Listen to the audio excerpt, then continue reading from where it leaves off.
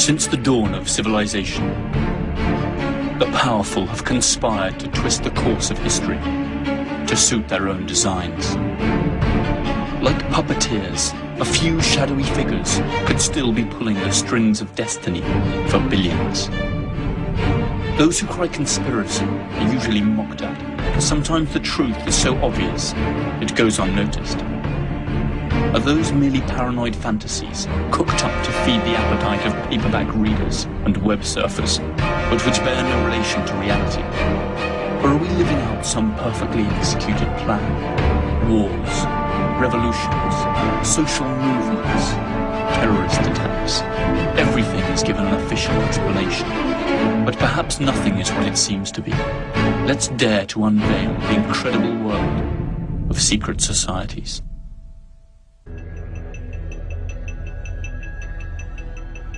Arcane symbols and mythological designs, both inside and outside government buildings, have caused many to wonder if the city somehow represents a hidden agenda.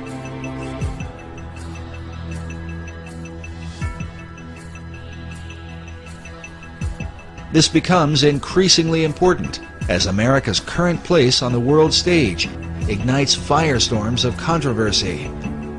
As the United States is the most powerful nation on earth, many have wondered, what is America up to? Could the purpose of operations currently carried out by the U.S. government somehow be reflected in the design of its capital city? At the center of controversy are secret societies. Many of America's leaders have belonged to them right from the nation's beginning. Our current president, George W. Bush, has admitted to his membership in the mysterious Skull and Bones Society. You were both in Skull and Bones, the secret society. It's so secret we can't talk about it. What does that mean for America? The conspiracy theorists are going to go wild. I'm sure they are. I don't know. I haven't seen the web. Number 322? Skull and Bones has to be the most powerful, one of the darkest of all secret societies that exists on this planet. It is about greed and it is about power. The idea for Skull and Bones is said to have come out of Germany in the early part of the 19th century. The society was founded at Yale University by William Huntington Russell, along with Attorney General and Secretary of War Alphonso Taft, whose son, William Howard Taft, would go on to become America's 27th president.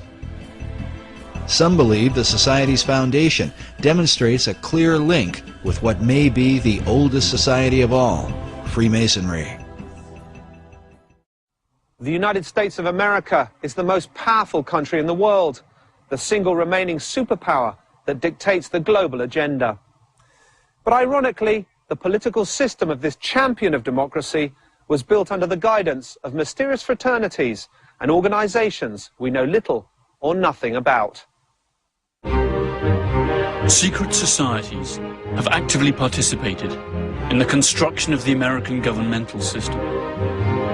Freemasonry, to name just one society, left its imprint on the Declaration of Independence, the American Constitution, and on dozens of national symbols, from the Great Seal of the US to the dollar bill.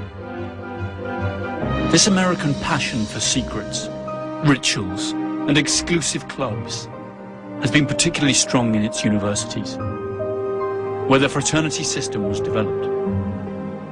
The fraternities, or frats as they're most commonly referred to, are student associations with academic and philanthropic goals.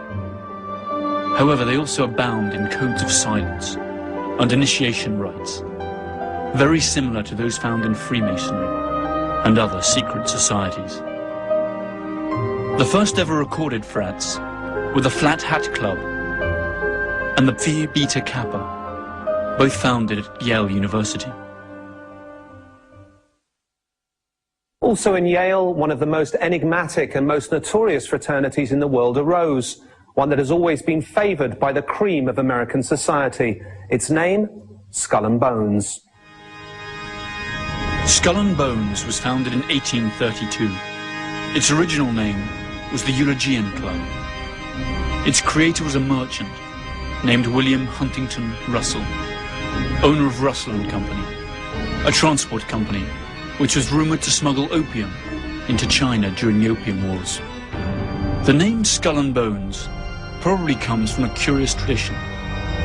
During their meetings in the campus chapel at Yale, the society used to hang a skull and 2 crossed shin bones upon the door as a warning that they should not be disturbed.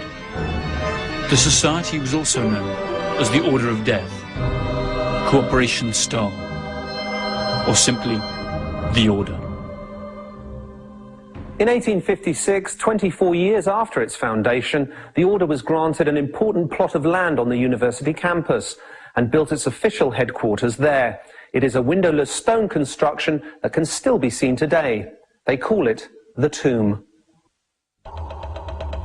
The tomb has a dark, labyrinth-like layout that spans 3 floors and an attic.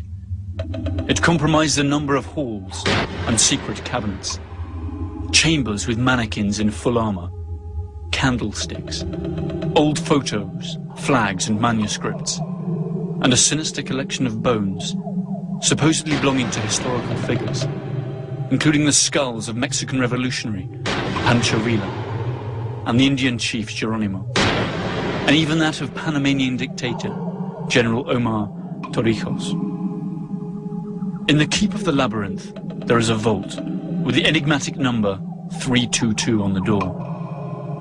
Inside, there are just 2 chairs and a table. This was where the candidates are said to meet Madame, a skeleton that is supposed to be that of Madame Pompadour. Their passion for bones and skulls could be considered in bad, albeit innocent taste. However, a much more serious accusation hangs over the Brotherhood of Death: its sympathy for the Nazis. Critics of Skull and Bones insist that the society is not originally American, but rather an offshoot of some German right-wing order. This could well be true. Its founder, William Russell, did indeed live for some time in Germany before attending to his senior year at Yale. And it was actually on returning to the USA that he established the fraternity. Always according to its critics, the number 322, the order's identifying number, hides a coded message. The 32 represents the year of its foundation, 1832, and the additional 2 stands for the fact that it's the 2nd chapter within an international order. Alexandra Robbins, a Yale graduate and author of a book on the subject, stated that the society owns a valuable collection of Nazi objects and memorabilia, and eats its dinners off Hitler's private silver service. A large part of their liturgy is written in German. Who was the fool? Who was the wise man, beggar or king? Whether poor or rich, all's the same in death. A sizable part of the American military-industrial complex of the early 20th century collaborated with the Nazi regime in Germany, contributing immensely to their rise to power. This historical fact is unknown to most people even today. Also unknown is the strong involvement of Bonesmen in the pre-war German-American relations. But history keeps its own records, and the past always returns to haunt us. In 1930, Prescott Sheldon Bush, father of President George H. and grandfather of President George W., a member of the Skull and Bones class of 1917, and president of the Union Banking Corporation, engaged in a number of profitable business deals with Fritz Thyssen, the German steel tycoon who supplied Hitler's war machine. The UBC was closed by President Truman during the Second World War under the Trading with the Enemy Act. In other words, for doing business with the Nazis. Apart from Prescott Bush, several other directors of the Union Banking Corporation in New York were also 1917 Bonesmen, including E. Roland Harriman and Ellery Sedgwick James. In 1938, Bush, by then executive associate of Brown Brothers Harriman, issued a loan to Hitler's Germany to enable the latter to import American Standard Oil fuel. In 1941, the year the United States entered the war against the Third Reich, Standard Oil, which belonged to Rockefellers, Bonesmen themselves, had 6 oil tankers sailing under Panamanian flags and manned by German crews. These vessels carried fuel from their American refineries to the Canary Islands, where their German submarines were being refueled. In the meantime, Allied troops were losing their lives on European battlefields. Investigator Anthony Sutton claims that Skull and Bones is not at all an American society, but a branch of a foreign secret society. According to this expert, it is one of the reasons why secrecy in the order is so vital. However, the list of its members is a true who's who of American society. Many of these influential personalities are advocates of the American way of life. Skull and Bones membership certainly has its privileges. At least 3 American presidents were or are Bonesmen: George W. Bush, his father George H. Bush, and William Taft.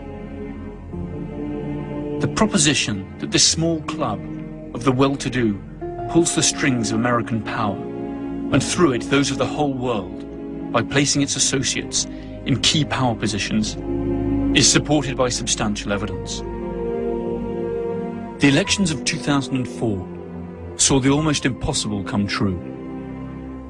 Both the Republican candidate George W. Bush and his Democrat rival John F. Kerry were members of Skull and Bones.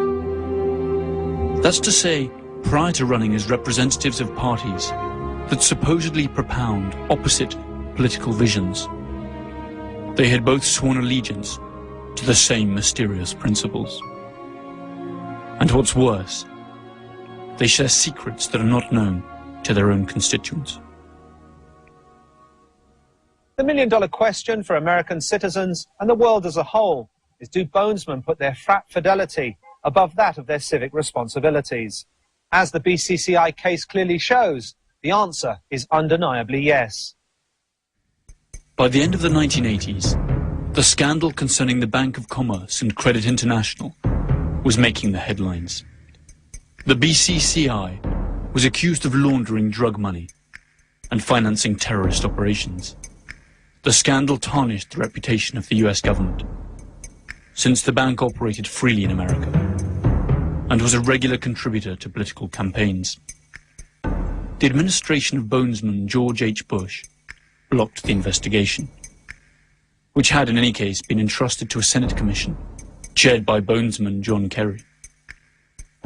The BCCI was absorbed by more respectable banks, and the subject was never revived.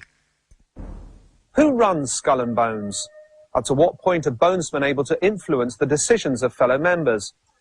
Perhaps by looking into their initiation rituals, we will be able to have some idea of what kind of power the society holds over its brethren, whether they are industry leaders, intellectuals or politicians, and speculate how they use that power should the need arise. Each year, only 15 students entering their senior year at the University of Yale are admitted. The candidates must have been tapped by those senior classmen of Yale University who make up the current membership. The criterion for selection also includes the candidate's potential to increase the power and prestige of the society. 2 votes against the candidate are enough for him to be rejected.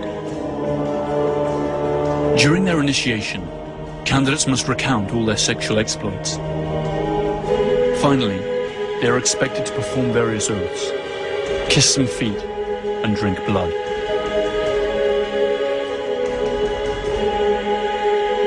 They then have to lie naked in a coffin, and, after masturbating in full view of the others, swear to never reveal their membership of the order.